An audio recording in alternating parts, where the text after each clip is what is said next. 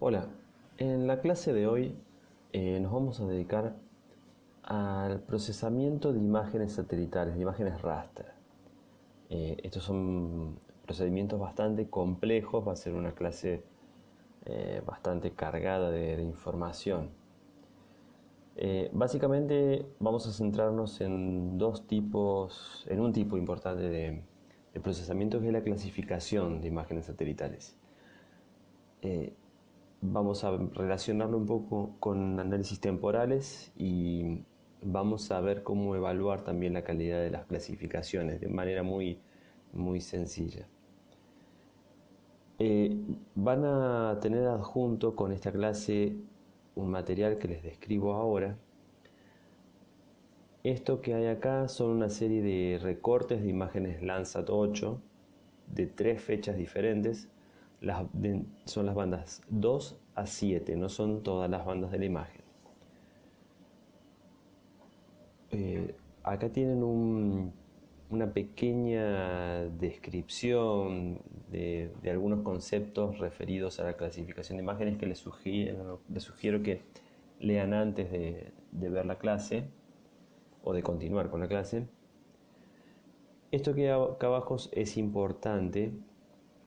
Son archivos con información acerca de las condiciones en las cuales el satélite captó cada una de estas imágenes.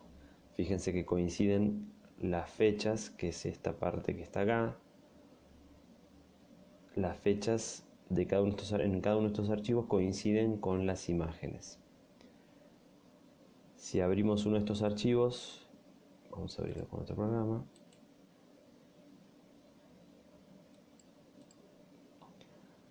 Vemos que tienen una serie de parámetros de operación del satélite en el momento de tomar la imagen, y para algunos procedimientos con los sistemas de información geográfica esta información es necesaria, ya vamos a ver por qué.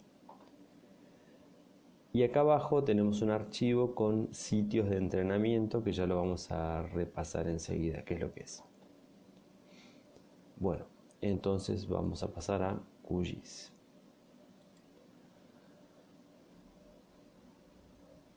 Les decía que les mando recortes de imágenes Landsat 8 de 3 fechas diferentes, y lo que van a recibir es algo como esto.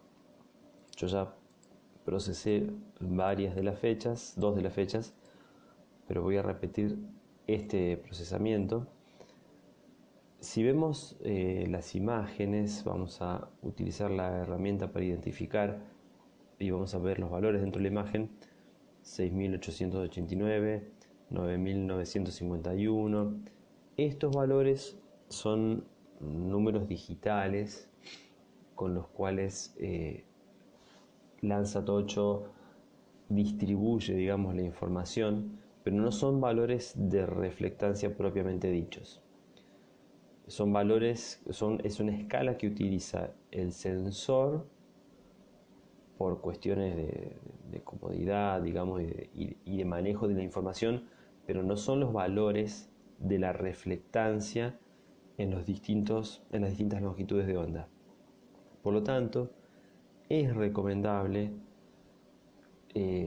para trabajar con la imagen convertir estos valores a valores de reflectancia, que es lo que vamos a hacer a continuación con un complemento que calculo que lo han instalado, que es el Semi Automatic Classification Plugin. Si lo instalaron, van a tener estos botoncitos, esta barra de herramientas acá, este panel que tengo yo acá al costado. Si no lo instalaron, creo que han tenido ya una clase o un videíto sobre cómo instalar complementos. Búsquenlo e instálenlo, porque lo vamos a usar ahora. Bien, entonces vamos a abrir el SCP, para decirlo más breve. Bien, esta es la ventana del Semi Automatic Classification Plugin. Bien, vamos a juegos de bandas, porque vamos a cargar las imágenes. Vamos a recargar para que reconozca las imágenes que tenemos desplegadas. Acá las vemos. vamos a seleccionar todas las imágenes apretando control, haciendo clic en este más, las sumamos a, digamos, el grupo de imágenes con el que vamos a trabajar, y acá está seleccionado Landsat 8, pero vamos a cambiarlo y a volver a seleccionarlo. Entonces ven que acá identifica el valor de la longitud de onda en el centro del espectro de cada banda. Ahora nos vamos a preprocesamiento, y en la lengüeta Landsat yo lo tengo cargado, pero vamos a repetir, vamos a buscar en la carpeta donde hayan instalado estos datos el archivo correspondiente a, en este caso, el 6 de junio de 2020. Lo abrimos y el programa va a tomar ciertos parámetros que necesita de ese archivo para convertir los valores digitales de estas imágenes en reflectancia. Tenemos que fijarnos que esté tildado esto, aplicar la corrección atmosférica 2.1 y nada más, y damos correr. Y acá tenemos que indicar una carpeta de destino. Lo dejamos correr el programa. Si bajamos esto, vemos que ahí hay una barra que nos muestra el progreso. Vamos a esperar un ratito, es bastante rápido. Bien. Y ahora podemos cerrar. Ya acá mismo en la escala, en la barra de la leyenda de cada imagen, vemos cómo han cambiado los valores. ¿Sí? Acá teníamos entre, por ejemplo, 5.000 y 19.000, y acá tenemos todos valores decimales. Estos son valores de reflectancia. Si utilizo la herramienta de identificación ahora sobre esta imagen, vemos que son valores muy chiquitos. Estos son valores de reflectancia en cada uno de los longitudes de ondas correspondientes a cada banda. Para trabajar con imágenes de diferentes fechas es recomendable trabajar directamente con la reflectancia para que los valores sean comparables. Bueno, además de clasificar las imágenes, otra cuestión interesante con los rasters es que por ser grillas de valores, hay muchos procedimientos matemáticos que uno puede utilizar para procesar estas imágenes y para realzar cierta información de la imagen. Entonces no solo vamos a clasificar, sino también que vamos a ver un poquito el tema de los índices. Por eso a continuación lo que vamos a hacer es calcular un índice muy conocido, muy utilizado, por ejemplo en lo que es biología o en las ciencias agropecuarias, que es el N de Bailey. Es un índice de vegetación, que básicamente lo que determina es el nivel de vigor de la actividad fotosintética de la vegetación. Yo ya tengo un proyecto guardado. Bien, yo ya calculé el NDVI para 2 de las fechas, y les voy a mostrar ahora cómo hacerlo con la última fecha que me falta, y después las vamos a procesar estas imágenes. Entonces tengo acá una banda, la banda 5 y 4 de las imágenes del 6 de junio de 2020. La banda 4 corresponde al rojo y la banda 5 corresponde al infrarrojo cercano. En el instructivo que les adjunté tienen la fórmula para calcular NDVI, que es hay que dividir la resta de la banda de infrarrojo cercano menos la del rojo por la suma de esas dos bandas. El NDVI es uno de los diferentes índices de vegetación que existen. Hay muchos. El NDVI es el más común porque aparte es muy simple de calcular, pero hay un montón en realidad. Bien, entonces para poder obtener el NDVI a partir de estas imágenes, lo que tenemos que hacer es en el menú raster, abrir la calculadora raster. Bien, y ahora vamos a insertar la fórmula de NDVI. Vamos a poner un paréntesis y a continuación vamos a poner la resta de la banda 5, que es el infrarrojo cercano, menos la banda 4,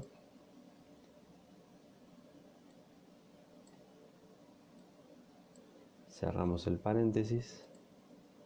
Esto hay que dividirlo por, de vuelta abro paréntesis, la suma de la banda 5 y la banda 4.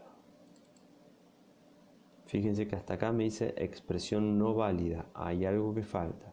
Cierro el paréntesis y ahora me dice expresión válida. Bien, le vamos a dar un nombre a esto.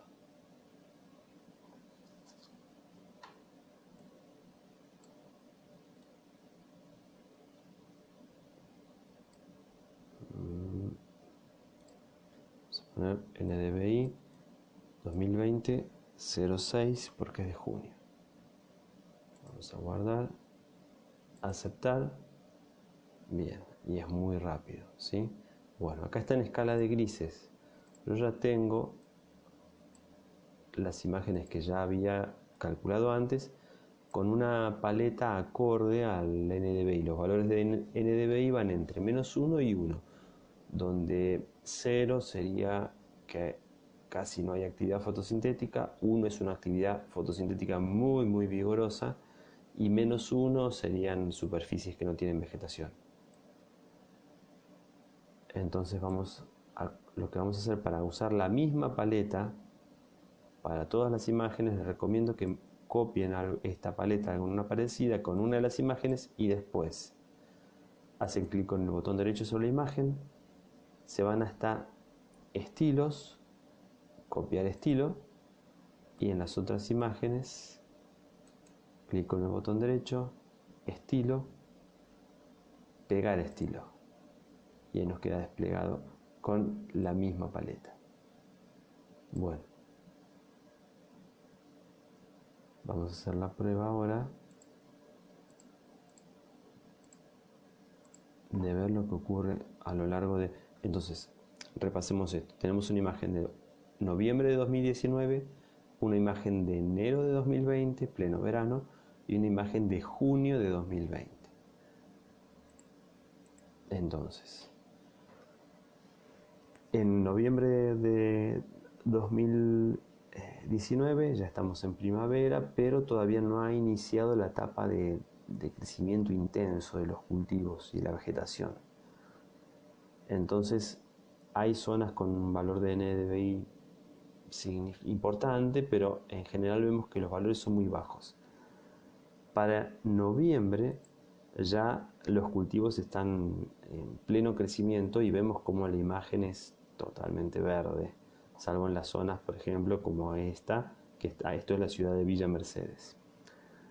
Y nuevamente en junio la vegetación o los cultivos han desaparecido, tenemos mucho suelo cubierto con rastrojo o descubierto y solamente se ve un color verde más intenso en las áreas ocupadas por monte.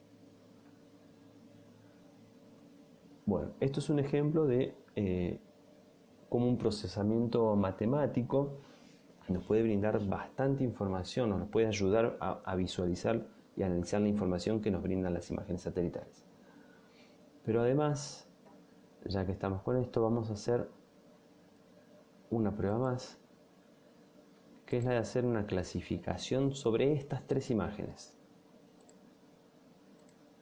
En el instructivo que les mandé, les explico que las clasificaciones de imágenes satelitales se dividen en dos grandes grupos: clasificaciones supervisadas y clasificaciones no supervisadas. La diferencia está en que la clasificación no supervisada lo que hace es analizar o separar la cobertura del terreno en grupos de acuerdo a las características espectrales de la imagen, simplemente por lo que el algoritmo detecta como matemáticamente diferente. O sea, el algoritmo de clasificación no supervisada agrupa valores o píxeles con valores significativamente diferentes unos de otros.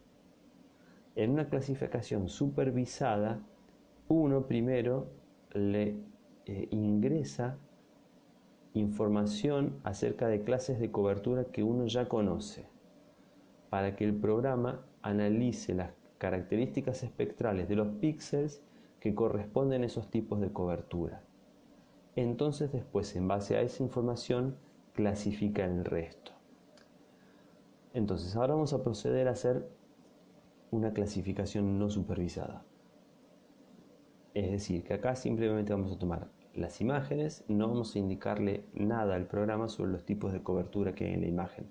Vamos a dejar que el programa separe lo que el programa considera que es diferente. Vamos a abrir el Semi-Automatic Classification Plugin. Vamos a juegos de bandas. Si no están las bandas cargadas, vamos a actualizar. Acá vamos a seleccionar estas bandas. Si había alguna antes, las vamos a eliminar. Yo acá ya las tengo cargadas. Bien. Habiendo seleccionado las bandas, nos vamos a ir a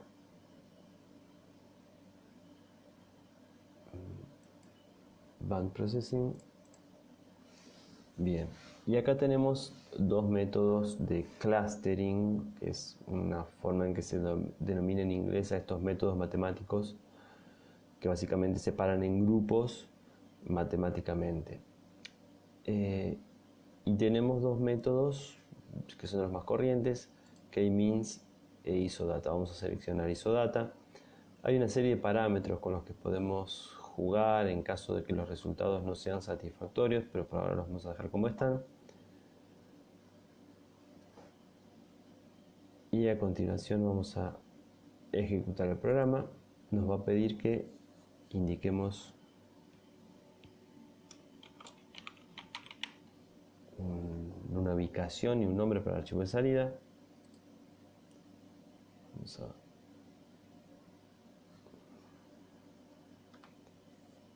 guardar y el programa se ejecuta.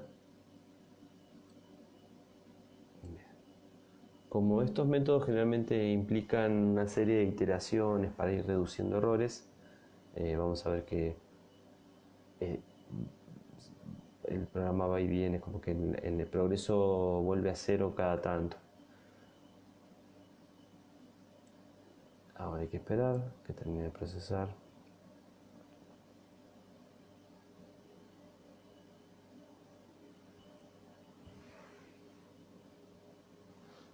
Bueno, una de las cuestiones con el tema de las clasificaciones no supervisadas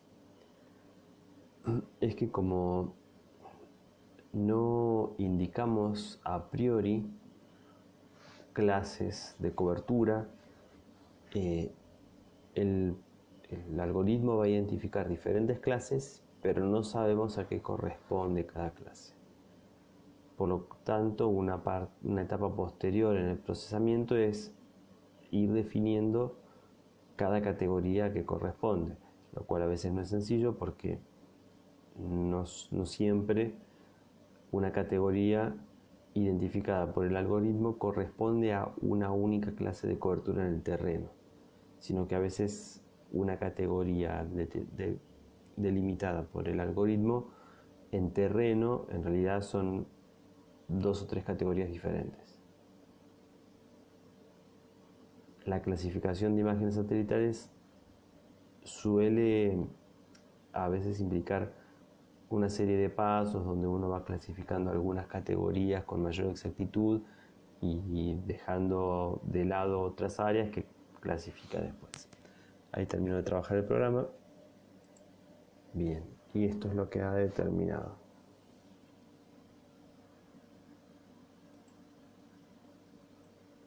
Bueno, están identificadas, determinó 16 categorías.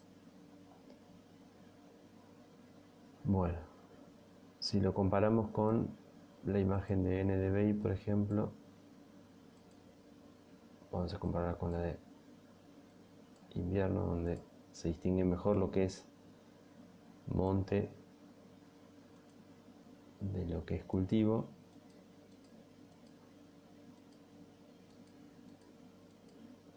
Bien. Vemos que en azul y en amarillo tenemos lo que sería monte. Hay algunas áreas de vegetación natural, lo ha identificado bastante bien. Y habría que ver qué ocurrió acá en esta zona urbana, donde pareciera que se mezcla un poco con otras categorías. Esta es una zona que aparece muy mezclada, la clasificación. Bueno, esto es un ejemplo de una clasificación no supervisada. Como les decía, la siguiente etapa sería ir viendo cada una de estas clases que identificó el programa, a qué corresponde en terreno, ir asignándola y ir limpiando un poco la clasificación. Posiblemente habría que después seguir otros pasos para seguir clasificando. Bueno, ahora vamos a probar a hacer una clasificación supervisada. Para esto yo ya tengo armado un proyecto.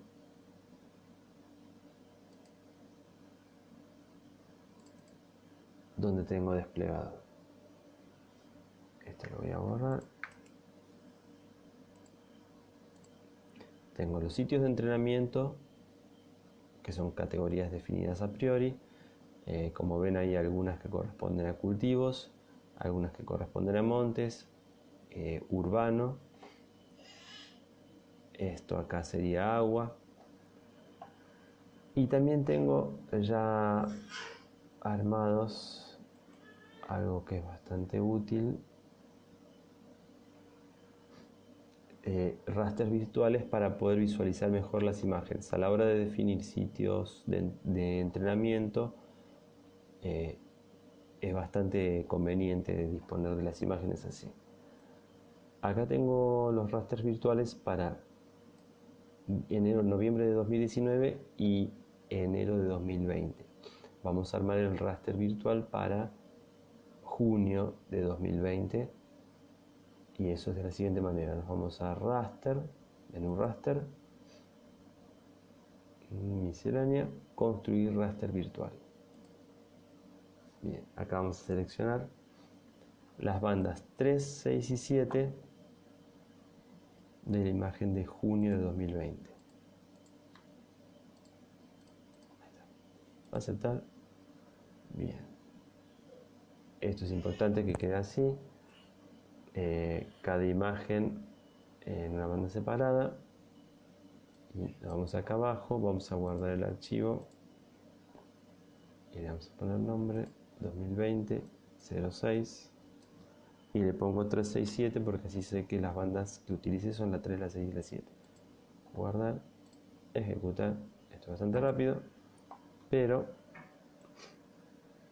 en este orden no me conviene. Cuando abro las propiedades, no me conviene que la banda 3 sea la roja y la 7 la azul, sino al revés.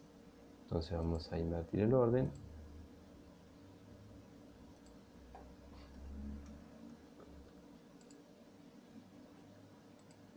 Y así queda mejor. Bien, entonces ahí tenemos junio 2020,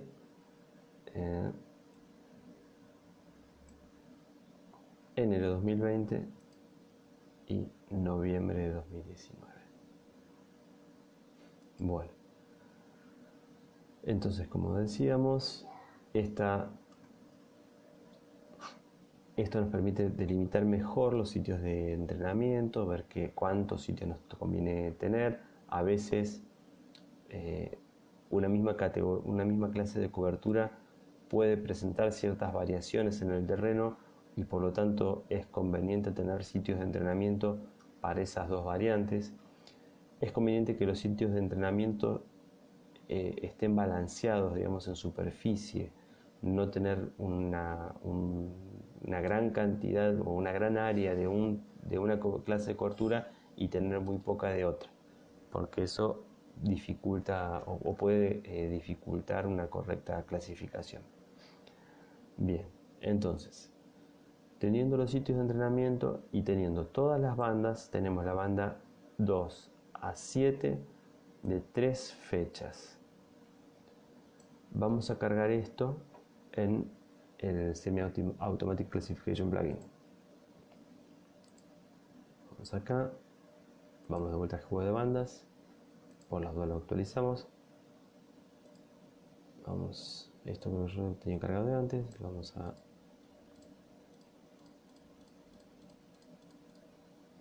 ir eliminando. ¿Sí?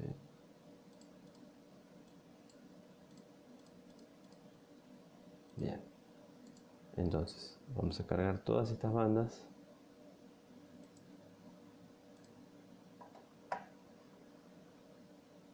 Para trabajar con ellas ahora. Bien. Y lo que tenemos que hacer ahora es generar la firma espectral a través de todas estas bandas. Para esto nos vamos al panel el nombre que le dan en el programa es SCP-Doc. Nos vamos a ir a este Training Input, sería digamos el input para el entrenamiento. Hacemos clic en la lengüeta y tenemos que hacer clic acá para generar un nuevo archivo que va a almacenar la firma espectral. Entonces, bueno, yo lo tengo creado, pero vamos a crear uno nuevo. Sitio entrenamiento.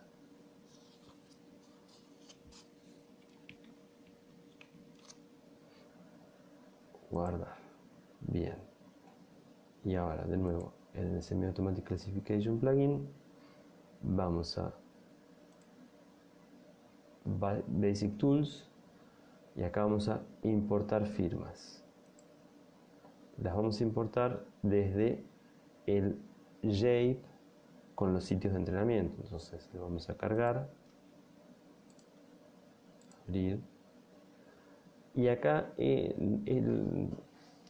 este programa nos permite identificar clases y macroclases que engloban varias clases, pero no lo vamos a hacer eso ahora. Vamos a trabajar con clases directamente. Vamos a poner el mismo campo definiendo todas las clases y macroclases.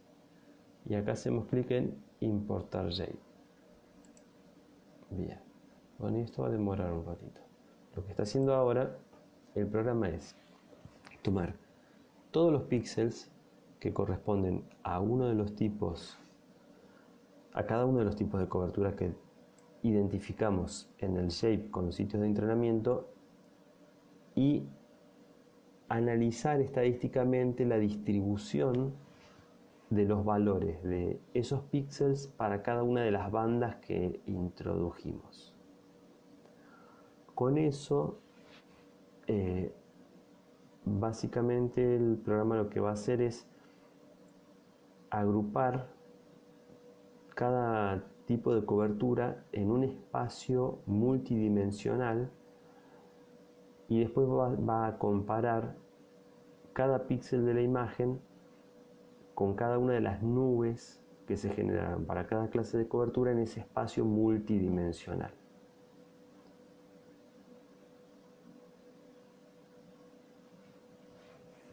Es un poquito complicado de entender, pero bueno, cualquier cosa pueden recurrir a bibliografía, hay mucho escrito sobre esto. Estos procedimientos son muy antiguos. Matemáticamente muchos de estos procesamientos surgen a mediados del siglo pasado, por supuesto no aplicados a clasificación de imágenes satelitales, sino a procesamiento de datos estadísticamente. Bueno, a diferencia de lo que pasaba con la clasificación no supervisada, teniendo las firmas espectrales para cada tipo de cobertura, el programa después lo que va a hacer es, a través de un algoritmo, tratar de asignar a cada píxel una de esas categorías que definimos a priori. Si los sitios de entrenamiento, recogen adecuadamente la variabilidad que tienen las diferentes clases de cobertura desde el punto de vista espectral, si la cantidad de imágenes que usamos, la elección de las fechas es conveniente, entonces y a su vez elegimos un buen algoritmo, ahí está, la calidad de la clasificación debería ser muy buena. Si por ahí elegimos pocos sitios de entrenamiento con respecto a la cantidad de categorías que tenemos, o las imágenes, las fechas de las imágenes no son muy favorables, es posible que no dé un buen resultado de la clasificación. Esa es una de las cosas con las que podemos jugar después, mejorar los sitios de entrenamiento o elegir diferentes fechas. Un detalle también muy conveniente es no trabajar con una sola fecha, sino trabajar con varias fechas, porque eso nos permite detectar variabilidad no solo espacial, sino temporal para cada uno de los tipos de cobertura. Bien, entonces, acá tenemos este cuadrito con cada una de las clases. Yo definí 9 clases. Vamos a seleccionar las clases y vamos a hacer clic en este botoncito acá que dice agregar las firmas espectrales seleccionadas al gráfico de firmas espectrales. Hacemos clic y acá tenemos el gráfico de firmas espectrales para cada una de las clases de cobertura que yo delimité a priori. Una cuestión interesante acá es que vemos que hay mayor contraste entre clases de cobertura en algunas de las bandas, y en otras no se comportan todas las clases de cobertura más o menos igual. Eso nos puede servir también para, por ejemplo, filtrar bandas, es decir, no trabajar con todas las bandas, sino descartar algunas porque no aportan demasiada información, y entonces el procesamiento es más rápido. Y a su vez podemos ir jugando con esto. Por ejemplo, los NDVI que calculamos antes podemos incorporarlos acá y ver cómo influyen. Bien.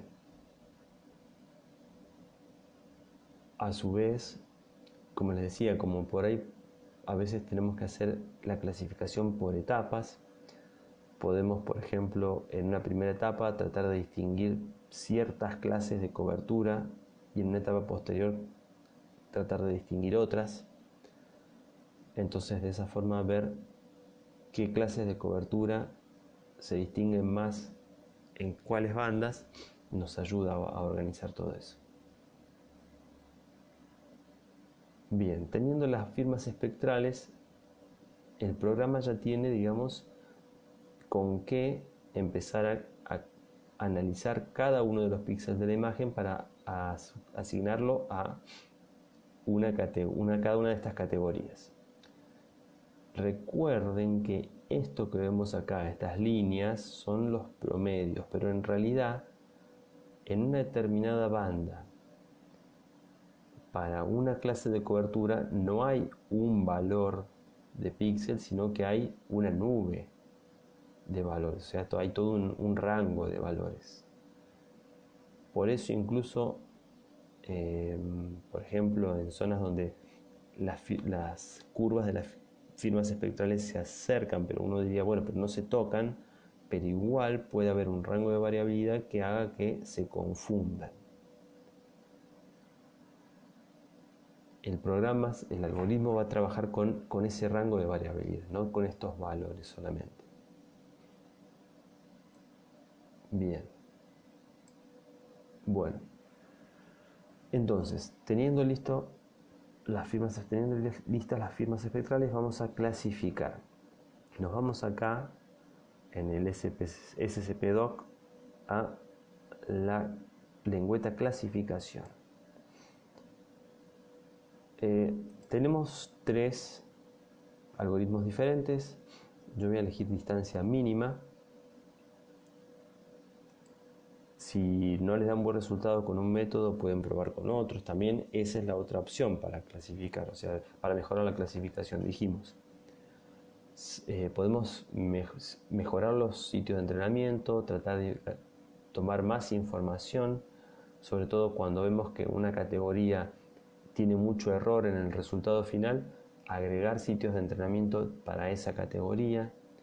Podemos elegir otras fechas de imágenes para destacar el contraste entre ciertas categorías, y otra opción es elegir o probar diferentes algoritmos, e incluso estos algoritmos suelen tener parámetros que también podemos modificarlos un poco para ver qué es lo que mejora o empeora en la clasificación.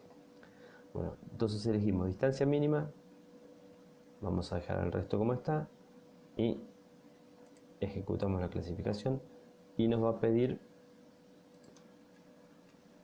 que introduzcamos una ubicación para el archivo y un nombre. Le voy a poner distmin.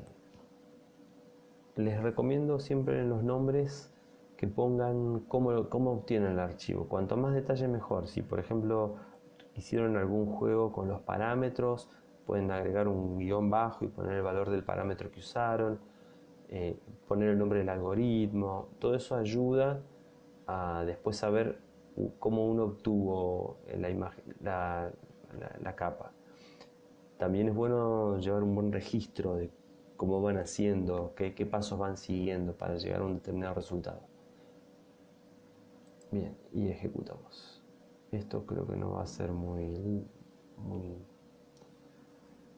demandante en tiempo.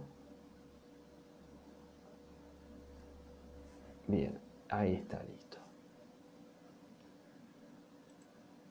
Bien, y ahí están, como ven, las 9 clases que ya habíamos determinado. Veamos, comparemos la imagen clasificada con los rasters virtuales. El azul es un cultivo,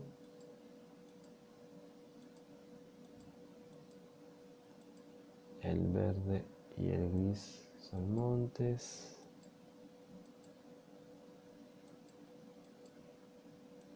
bueno,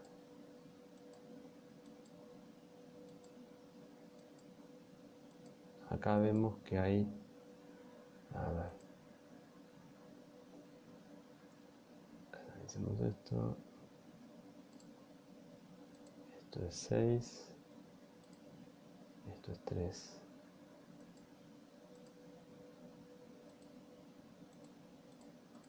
acá hay algo de error. Por ejemplo, esto que está indicado, a ver, no, está bien. 6, 3, bien. Bueno, hay 2 tonalidades de verde muy parecidas, pero eso lo vamos a cambiar. Vamos a hacer lo siguiente, para facilitar la visualización. 1, 2 y 3 eran tipos de cultivo, así que lo vamos a poner con color rojo.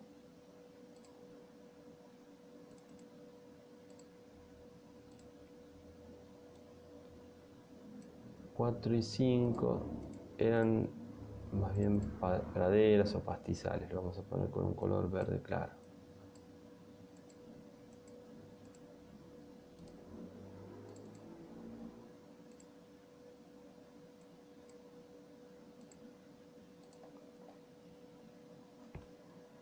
Seis y 7 son montes. El 6 era un monte más denso y el 7 era un monte más ralo.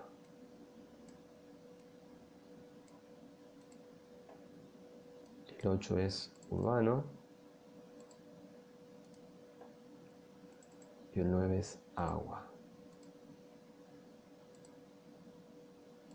Bien, ahora sí. Bueno, entonces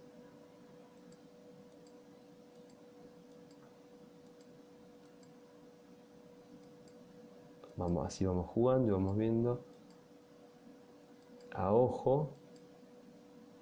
La clasificación es bastante buena. Fíjense acá, por ejemplo, esto está clasificado como urbano cuando claramente no lo es.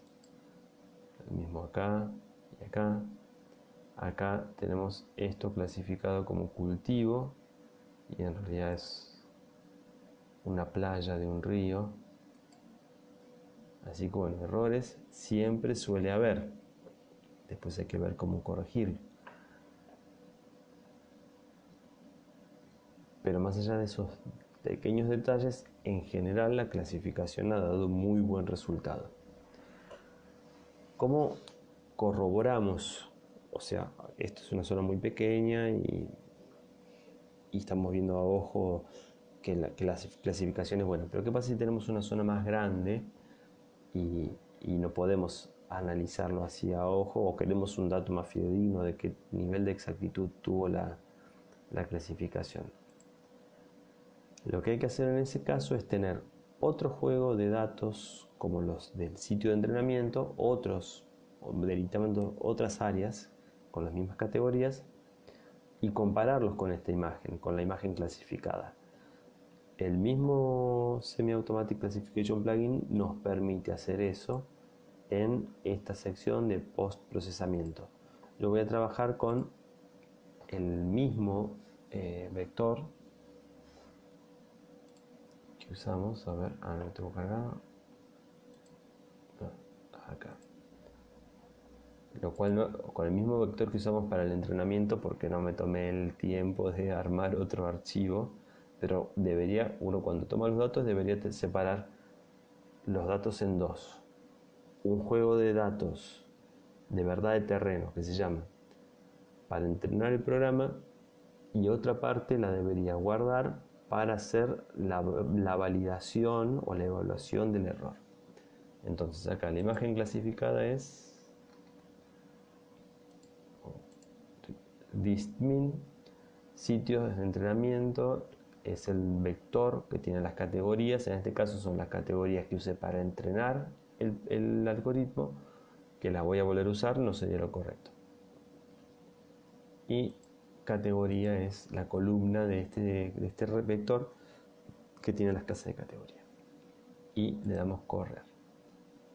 Acá nos pide que guardemos una imagen que va a tener evaluación, la exactitud de la clasificación. Le damos correr. Bien.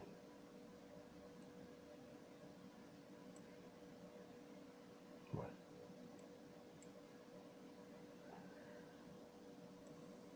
Y lo importante acá es esto. Esto es para todos los píxeles que están, digamos, que caen en el área ocupada por el vector que introducimos. Nos pone cuál era la categoría a la que correspondía ese píxel y cómo fue clasificado, ¿sí? Las columnas son la categoría real y las filas la categoría en la que fue clasificado. Y lo ideal sería que en general cuanto más coincidan, por ejemplo, acá tenemos 366 píxeles que correspondían a la categoría 1 y fueron clasificados en la categoría 1, pero tenemos 16 píxeles que correspondían a la categoría 1 y fueron clasificados en la categoría 3. Por ejemplo, para la categoría 5 tenemos 360 píxeles que fueron clasificados en la categoría 5, pero 26 fueron clasificados en la categoría 6, 5 en la categoría 7, 1 en la categoría 8. En base a esta matriz se calcula el nivel de error, y acá vemos también esto es muy interesante, el error de usuario y el error de productor. El error de productor es, básicamente nos dice cuánto fue clasificado correctamente, y el error de usuario nos dice cuánto de lo que vemos clasificado en una categoría corresponde realmente a esa categoría. Y acá tenemos el error general o la precisión total, que es del 90%, que es muy bueno, y un índice que se llama capa, que también evalúa el nivel de exactitud de la clasificación, y el valor de 0,88 también es muy bueno. O sea que a pesar de que vimos que hay algunos errores, en general la clasificación es muy buena. Lo que podemos ver es para qué categorías se presenta el mayor nivel de error y con qué se confunden esas categorías. Porque, por ejemplo, como tenemos varias categorías que corresponden a cultivos, si no me interesa distinguir entre cultivos, no me importa que se confundan los cultivos entre sí. Después lo agrupo todo como cultivo y no hay problema. Lo mismo habíamos dicho, tenemos un monte más denso y un monte más ralo. Si yo quiero tener la categoría monte, que se confunda el monte denso con el monte ralo no me perjudica mucho. Después lo agrupo todo como monte. El problema es si, por ejemplo, hubiera mucha confusión entre la categoría urbano y cultivos. Eso sí es un problema. O según el nivel de detalle que quieran la clasificación. Si yo quiero distinguir diversos cultivos con detalle, por ejemplo, quiero distinguir soja de primera, de soja de segunda, de maíz, si se me mezclan es un problema. Bueno, eso lo puedo analizar con estos errores, donde voy viendo categoría por categoría qué nivel de precisión. Por ejemplo, la exactitud de productor para la categoría 4 es bastante baja, 0,67%. Para la categoría 8 urbano, es 43% el nivel de exactitud. Para la categoría agua es 35% el nivel de exactitud de productor. O sea que vemos que esas categorías han sido bastante problemáticas en la clasificación. Incluso acá podemos fijarnos con qué se confunden más. También podemos ver la cantidad de píxeles en cada categoría, porque eso influye.